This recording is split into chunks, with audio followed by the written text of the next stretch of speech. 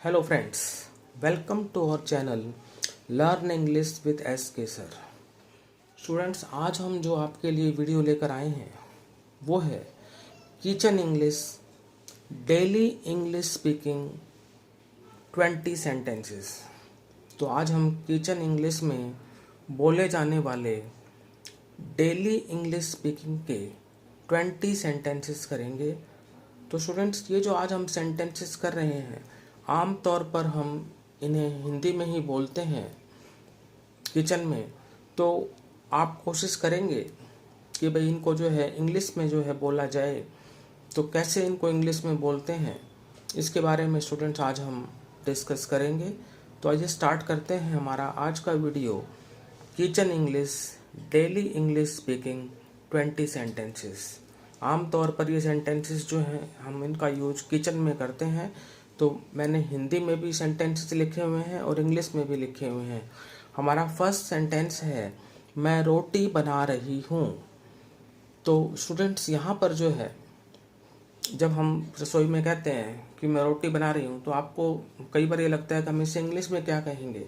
तो स्टूडेंट, इसमें हम कहेंगे I M rolling the chapati. I am rolling the chapati. तो यहाँ पर हम ये नहीं कहेंगे कि I am making the chapati. हम कहेंगे I M rolling the chapati. Second sentence, मैं आटा गूंथ रही हूँ। मैं आटा गूंथ रही हूँ। तो इसका स्टूडेंट्स हो जाएगा I am needing the dough. I am needing the dough.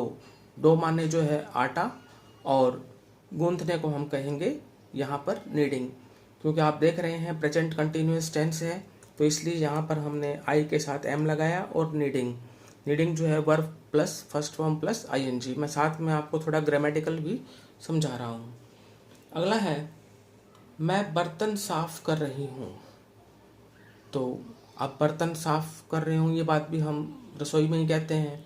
तो बर्तन को हमने यहाँ पर ले लिया डिशेस, और साफ करने के लिए हमने जो वर्ड यूज किया यहाँ पर वो किया डूइंग। तो स्टूडेंट्स, जब भी आप कहें मैं बर्तन साफ कर रही हूँ तो इस इंग्लिश में कहेंगे I am doing the dishes. Now coming to the fourth sentence, प्याज गोल गोल काट दो। अब बात आ रही है प्याज को गोल गोल काटने की। ये चीज़ें हम आम तौर पे बोलते रहते हैं, तो इसे इंग्लिश में कहेंगे students slice the onion in circular shape. तो गोल गोल को स्टूडेंट्स हम कहेंगे सर्कुलर शेप, और काटने को हम कहेंगे स्लाइस, और प्याज का मतलब ओनियन। तो slice the onion in circular shape. अब आते हैं फिफ्थ सेंटेंस पर, प्याज छोटा छोटा काट दो। तो जब छोटे छोटे काटने की बात आती है तो स्टूडेंट्स उसके लिए हम इंग्लिश में वर्ड यूज करते हैं चॉप।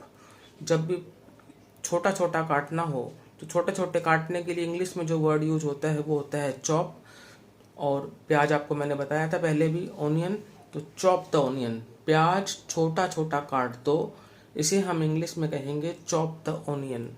ये सेंटेंसेस जो स्टूडेंट्स आज हम कर रहे हैं इनका आप डेली यूज में अगर प्रयोग करते हैं आप, तो आपकी जो इंग्लिश स्पीकिंग है वो काफ़ी इम्प्रूव हो जाएगी। स्पोकन इंग्लिश भी आपकी काफ़ी इम्प्रूव होगी। अगला सेंटेंस है प्याज भून लो।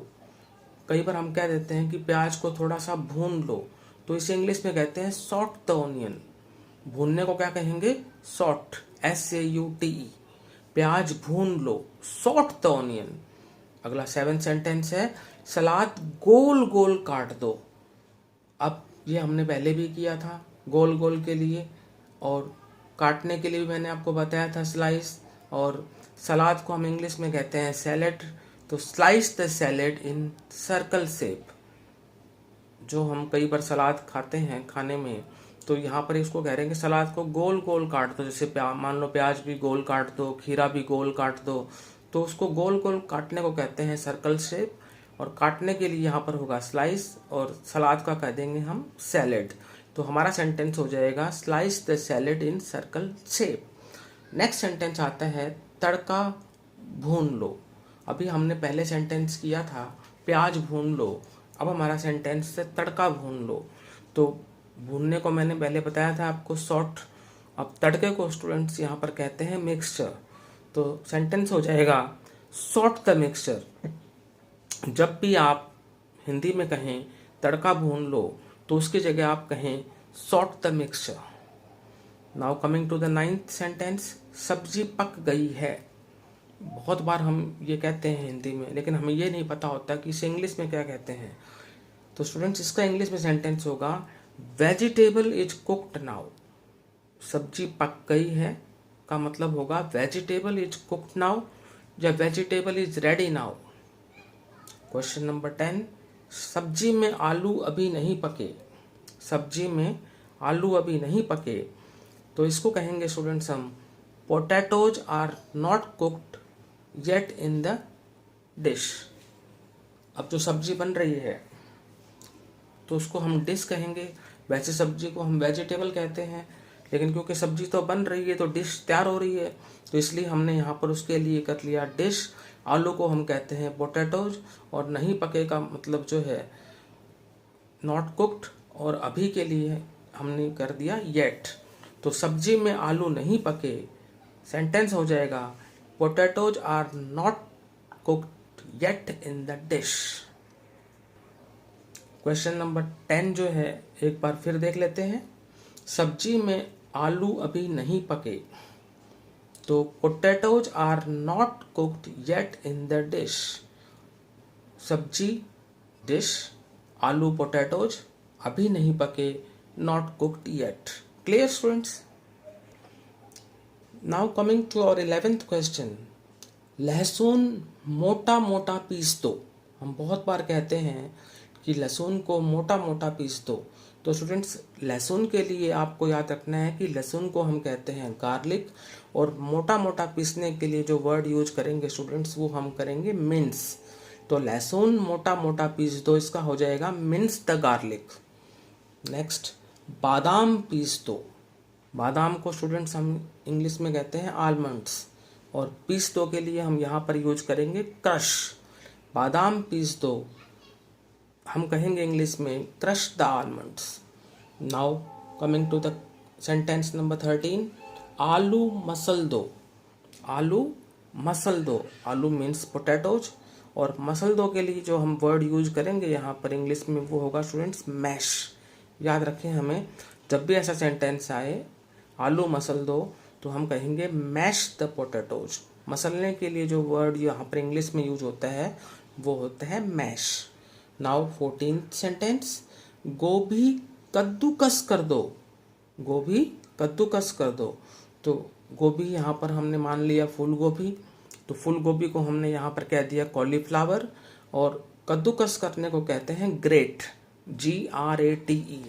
जब भी हम कहें कि गोभी कद्दूकस कर दो तो उसके लिए जो हम सेंटेंस यूज करेंगे इंग्लिश में वो कहेंगे great the cauliflower. Now 15th sentence, सेब छील दो।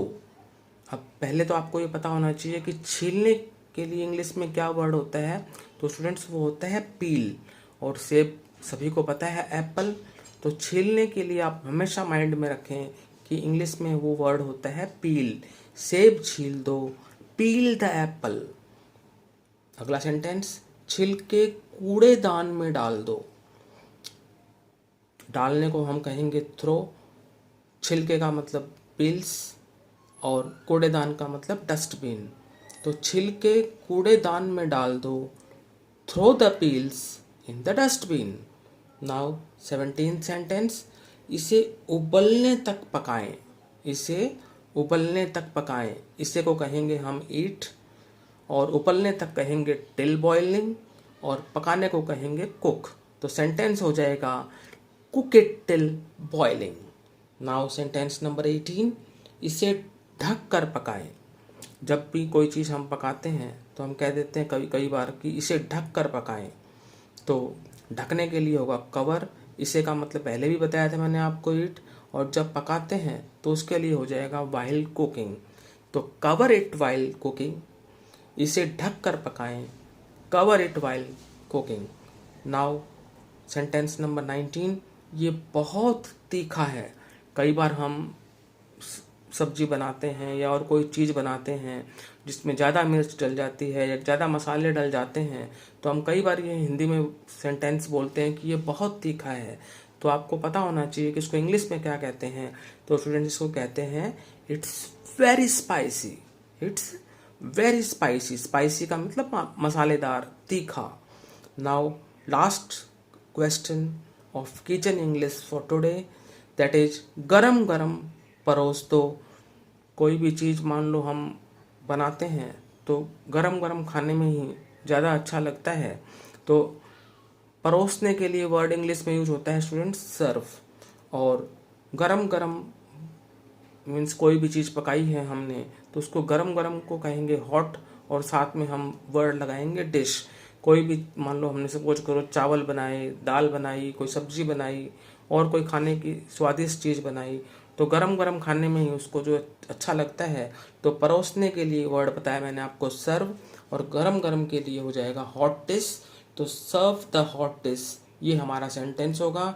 तो स्टूडेंट्स आज हमने किचन इंग्लिश के जो डेली इंग्लिश स्पीकिंग के जो है 20 सेंटेंसेस किए।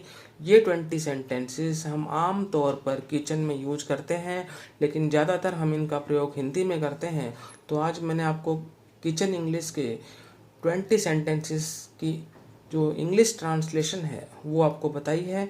तो आप इनको जो है डेली इंग्लिश स्पीकिंग सेंटेंसेस जब आप किचन में होते हैं तो वहाँ पर इनको यूज करें, तो आपकी जो वोकेबलरी है और आपकी जो स्पोकन इंग्लिश है उसमें काफ़ी इम्प्रूवमेंट होगी। तो स्टूडेंट्स यदि आपको हमारे आज के किचन इंग्लिश के जो सेंटेंसेस पसंद आए तो हमारे इस वीडियो को लाइक करें, शेयर करें और हमारे चैनल को सब्सक्राइब करें। Thank you.